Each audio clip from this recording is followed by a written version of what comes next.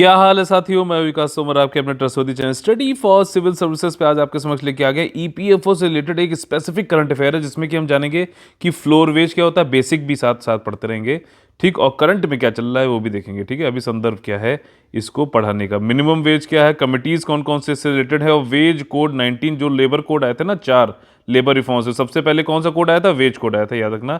उसके बाद social security, industrial relation और ऑक्यूपेशनल सेफ्टी, वो वाले सारे आए हैं जिनके मैंने वीडियो ऑलरेडी दे रखे हैं, आप लोग प्लेलिस्ट फॉलो कर सकते हैं।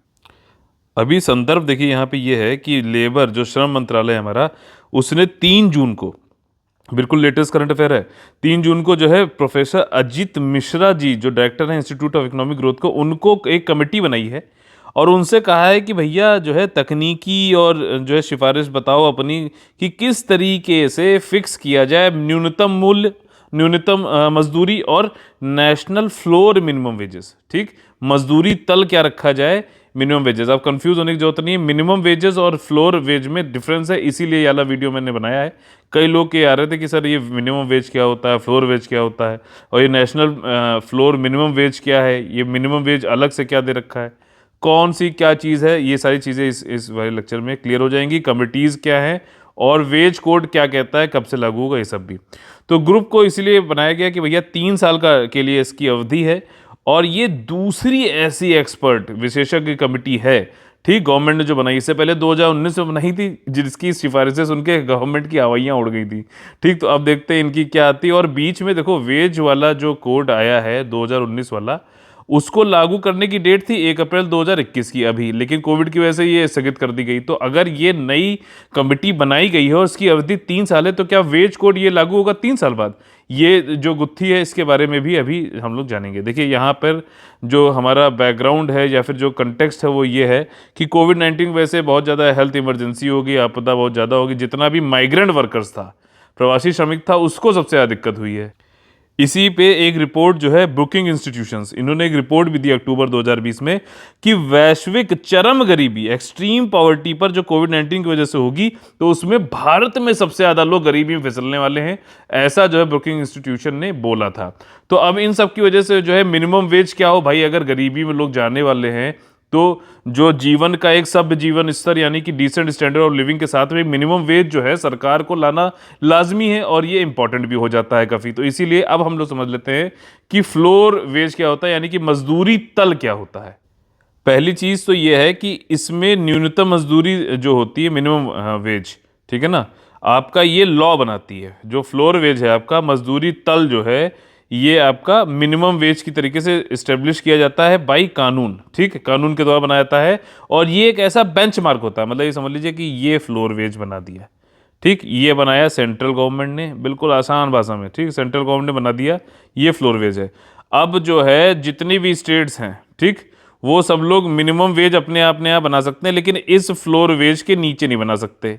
ठीक, तो ये सेंट्रल गवर्नमेंट के द्वारा बनाई गई। एक बार अगर ये लागू हो गया फ्लोर वेज तो, और ये कानून के द्वारा लागू किया जाएगा सेंट्रल गवर्नमेंट के, तो उसके बाद जो भी स्टेट गवर्नमेंट्स हैं इसके नीचे मिनिमम वेज नहीं दे सकते। तो एक चीज़ तो ये डिफरेंस में आ गया कि फ्लोर वेज कानून के द्वारा सेंट्रल गवर्नमेंट के द्वारा बनाया जाता है और ये चीज़ निर्धारित की जाती है कि जो स्टेट गवर्नमेंट से अपने यहाँ जो है श्रम न्यूनतम मूल्य, जो न्यूनतम मजदूरी, वो देने के लिए मतलब लायक तो हैं, लेकिन इसके नीचे नहीं जाएंगे, फ्लोर वेज के नीचे नहीं जाएंगे, ये जरूरी है ताकि मतलब, और इस पे किस तरीके से ये फ्लोर वेज किया जाए, इसीलिए कमेटी बनाई जा रही है समय समय पे। अभी किसके द्वारा कमेटी जो है हेड करी जाएगी, अजीत मिश्रा, याद रखना अजीत मिश्रा, इस पे क्वेश्चन आ सकता है। ठीक, कि ये कमेटी बताइए जो है न्यूनतम फ्लोर वेज के लिए किसको बनाया गया हेड। तो ये वाली चीज़ है और ये फंक्शन करेगा, एक बेंचमार्क बन जाएगा ना कि इसके नीचे नहीं जाना है। It would wages do not fall below this set limit. अब देखो न्यूनतम वेज क्या है, अब फ्लोर वेज तो आपने समझ लिया। अब न्यूनतम वेज ये होता है इंटरनेशनल अंतर्राष्ट्रीय श्रम संगठन के अनुसार न्यूनतम मजदूरी, न्यूनतम जितना भी व्यक्ति कोई भी कार्य किया है, तो जो एम्प्लॉयर है यानी नियोक्ता है उसको उस काम के लिए उसको मिनिमम जो रेम्युनरेशन है दिया जाना चाहिए। ठीक, जो न्यूनतम पारिश्रमिक है वो उसको दिया जाना चाहिए और जो है जिस पीरियड के लिए वह जितना भी उसने काम किया उसके लिए। ठीक, तो ये है न्यूनतम वेतन की परिभाषा और ये जो है फ्लोर वेज के नीचे नहीं हो सकती। ठीक, और ये जो है डिफरेंट कैटेगरी ऑफ वर्कर्स में जो है अलग अलग भी हो सकती है। अब ये समझ लो, कोई आईटी इंडस्ट्री में है, मान लो जो ये साफ करते हैं, ये फ्लोर वेज हो गई। अब कोई आईटी इंडस्ट्री वाली, उसकी यहाँ पे वेजेस है। कोई जो है मैनुअल वर्क कर रहा है, उसकी यहाँ पे वेजेस है, लेवल है, ठीक। कोई और मान लीजिए ऑटोमोबाइल में है, तो उसकी यहाँ पे वेजेस, तो ये न्यूनतम वेजेस अलग अलग हो सकते हैं फ्लोर के, लेकिन वेज के ऊपर ही रहेंगे, ये सारी बात है। और न्यूनतम वेज क्या होगा, ये आईएलओ ने बताया हुआ कि मिनिमम रेम्युनरेशन तो देना ही पड़ेगा अलग अलग कैटेगरी में। अब तो काफ़ी कुछ क्लियर हो गया कि नहीं क्लियर हो गया है, ठीक। अब इंडिया को ऐसे नेशनल फ्लोर वेज की जरूरत क्यों है? देखिए, इकोनॉमिक सर्वे 2019 वाला जो आया था, ठीक, यानी कि पिछले साल वाला, उसमें यह बताया गया था कि नेशनल वेज सीलिंग होनी चाहिए ताकि जो असमानता है वो घटे और गरीबी को कम रखें, हम गरीबी के नीचे लोग ना जाएं, इसके लिए जरूरी है। और इसी के साथ में जो लेबर कोड आए हैं, अभी रिफॉर्म आया है, उसमें हमें कुछ ऐसे श्रम अधिकार और स्टैंडर्ड देने चाहिए जो कि जैसे कि आपका न्यूनतम मजदूरी, ठीक। अब देखिए, अब ये वेज जो कोड वेज है 2019 वाला, सॉरी, तो इसके बारे में क्या चीज़ है, इसने क्या देखा है, क्या चाहता है? अब देखो, पार्लियामेंट ने ये पास कर दिया था 2019 में, जितने भी लेबर कोड आए उसमें सबसे पहले यही हुआ था, याद रखना। इसने प्रोविजंस बनाए हैं कि हमें मिनिमम और टाइमली पेमेंट करना है, मतलब न्यूनतम भी इससे नीचे नहीं दे सकते, और जो है वक्त पे जो है वेतन देना है सभी वर्कर्स को, सभी कर्मचारियों को, सभी मजदूरों को, हमें सबको, ठीक है। और इसने 4 लॉ जो है अपने अंदर समेकित कर लिए हैं, ठीक, जैसे कि वेजेस से रिलेटेड, बोनस से रिलेटेड, ये सारे, ठीक। कोई बता सकता है कमेंट करके वो 4 वेज कौन से हैं? और जो कोर्ट ने ये भी कहा था कि हम जो अवधारणा है फ्लोर वेज की, मजदूरी तल की, इसको भी लेके आ रहे हैं, और जहां पे रेट्स हम ऐसे फिक्स करेंगे, सेंट्रल गवर्नमेंट के द्वारा किया जाएगा, by considering the minimum living standard. मतलब हम ऐसा नहीं है कि मिनिमम जो भी फ्लोर वेज डाल रहे हैं उसमें हम ये भी चीज़ रखेंगे कि जो मजदूर है उसके कम से कम न्यूनतम लिविंग स्टैंडर्ड जो है, गरिमामय जो है जीवन जी सके, इसका भी ध्यान में रखा जाएगा। और जब कोड जब इनेक्ट हो जाएगा तो मिनिमम रेट्स ऑफ वेजेस जो होंगे, स्टेट गवर्नमेंट इसके नीचे, फ्लोर वेज के नीचे नहीं दे सकता न्यूनतम मजदूरी, ठीक। और इसके जो कि सेंट्रल गवर्नमेंट ने बनाई है, जो मैंने आपको भी बताया था पहले, ठीक। कोड ये भी कहता है कि ये सारे सेक्टर्स पे लगेगा मिनिमम वेज, और जो है इसमें संगठित और असंगठित क्षेत्र के दोनों ही के जो भी मजदूर है वो सभी लोग आएंगे। 1 अप्रैल से लागू होना था, लेकिन कोविड की वजह से आगे टाल दिया गया है। अब ये इंडिया, अब पृष्ठभूमि समझ लेते हैं, बैकग्राउंड क्या है, इंडिया किस तरीके से मिनिमम वेज आज तक करता आया है। तो देखिए, जैसे ही भारत आज़ाद हुआ 1948 में न्यूनतम मजदूरी अधिनियम भारत लेके आ गया था, ये कानून, ठीक। इसको पारित किया, और इसमें कई सारे स्टेट्स ने क्या किया कि अपने अपने यहाँ जो है उन्होंने, जैसे तमिलनाडु, यूपी, महाराष्ट्र, अलग अलग लोगों ने, अलग अलग स्टेटों ने अलग अलग जॉब के लिए, अलग अलग कैटेगरी के लिए जो है अपना अपना अलग अलग न्यूनतम मूल्य बना दिया, जिसकी वजह से क्या हुआ, काफ़ी डिस्पैरिटी होगी। मान लीजिए कोई बंदा तमिलनाडु में है, अगर सेम काम के लिए, ठीक, उसको मान लीजिए वहाँ पे 400 रुपये मिल रहे हैं और यूपी में उसको 200 रुपये मिल रहे हैं, तो वो क्या करेगा, पलायन होगा कि नहीं होगा?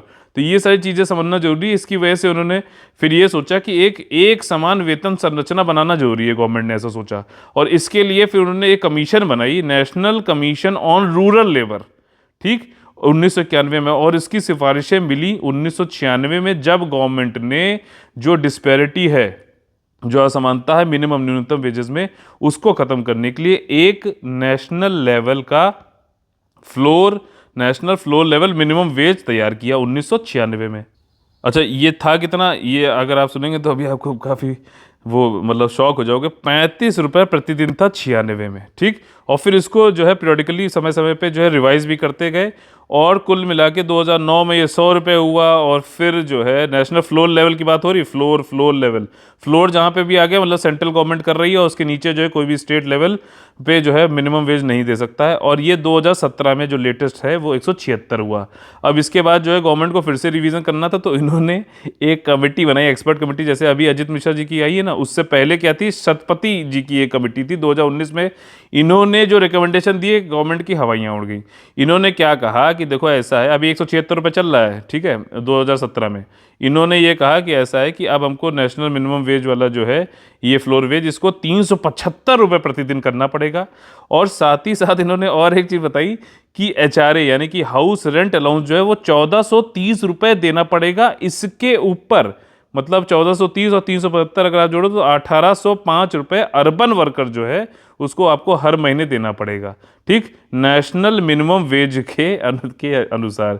तो ये जो है इनको काफ़ी ठीक नहीं लगा। आप देखो 375 रुपये तो दिन का था और ये 1430 रुपये जो है आपका मंथली है। ठीक, तो ध्यान इस तरीके से आप जोड़ सकते हो।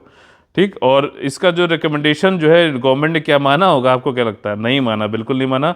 और गवर्नमेंट ने अपनी क्षमता अनुसार क्या किया कि 176 से ये कर दिया 178, 2 रुपए, मात्र 2 रुपए बढ़ाए गए जुलाई 2019 में। रिपोर्ट कब आई थी शतपथी कमेटी की? जनवरी 2019 में। ठीक, अब इसके बाद देखो अभी जो नई कमेटी आई जिसका 3 साल का जो अवधि है जब इस ये काम देगा, तो क्या जो वेज कोड 2019 में आए हैं लेबर कोड के अंतर्गत, तो ये क्या चल जाएगा क्या? अब इसको हम लागू नहीं कर सकते? तो देखिए इसमें कई लोग अलग अलग ओपिनियन दे रहे हैं एक्सपर्ट्स, लेकिन जहाँ तक है ये कहा जा रहा है जो यहाँ पे एक सेक्शन धारा है 69, ठीक, इसमें कहा गया है कि वेज कोड क्योंकि इस वाली कमेटी जो अजित मिश्रा जी वाली है उसमें कुछ लिखा भी नहीं है कि भैया क्या ये लोग करेंगे वेज कोड से संबंधित या फिर फ्लोर वेज से संबंधित। तो जो जब इस कमेटी के जो टर्म्स एंड रेफरेंस जो दिए गए उसमें फ्लोर वेज की बात करी गई कि आप इतना सेट करो, क्या होना चाहिए बताओ, लेकिन वेज कोड के ऊपर साइलेंट है। तो लोग ये कह रहे हैं कि भैया लागू हो जाएगा ये वेज कोड जो हमारा ये लागू हो जाएगा, और ये धारा 69 में ये लिखा भी हुआ है कि जो वेतन संहिता है उसके अगर कोई प्रावधान आप लागू करना चाहते हो, ठीक, रिपील या फिर with deals with repealing any existing law, या फिर गवर्नमेंट अगर कोई और भी इसका जो है कोई एक पार्ट लागू करना चाहता है तो उसको लागू कर सकता है। तो इसी के साथ में ये वाला जो है आपका यूपीएससी ईपीएफओ का 2000 के लिए 2020 के लिए जो है बहुत ही ज़्यादा इंपॉर्टेंट करंट अफेयर था, और इसमें हम लोगों ने क्या क्या जाना? फ्लोर वेज जाना, मिनिमम वेज जाना, ठीक, कमिटीज़ कौन कौन सी हैं, एक अजीत शर्मा जी, दूसरी शतपथी जी, और जो है नेशनल कमीशन जो बनना था, ठीक, और क्या क्या इनकी रिकमेंडेशन थी। मिनिमम वेज एक्ट कब आया? 1948 में आया। ठीक, ये सारी चीज़ें जानी। और वेज कोड एक्ट जो है आपका, वेज कोड जो है सॉरी, ये 2019 में आया। जितने भी लेबर रिफॉर्म है उनमें से सबसे पहले आया। ठीक, तो ये सारी चीज़ें हुई, सारी चीज़ें आपने जानी भी। अगर वो कुछ फैक्ट पूछता है तब भी आप आंसर कर लोगे, अगर वो कुछ मान लीजिए स्टेटमेंट वाइज में कुछ कॉन्सेप्ट पूछता है तब भी आप लोग इसको जरूर कर लोगे अगर आपने वीडियो ध्यान से देखा है तो चलिए यहाँ पे इसको खत्म करते हैं। आप लोगों को ये बता दें कि हमारे ईपीएफओ का कंप्लीट पेड ग्रुप और टेस्ट सीरीज का पेड ग्रुप चालू है। 8564880530 96606608 पे कॉल करके आप लोग एडमिशन ले सकते हैं। जय हिंद, जय Bharat, all the very best है, वंदे मातरम।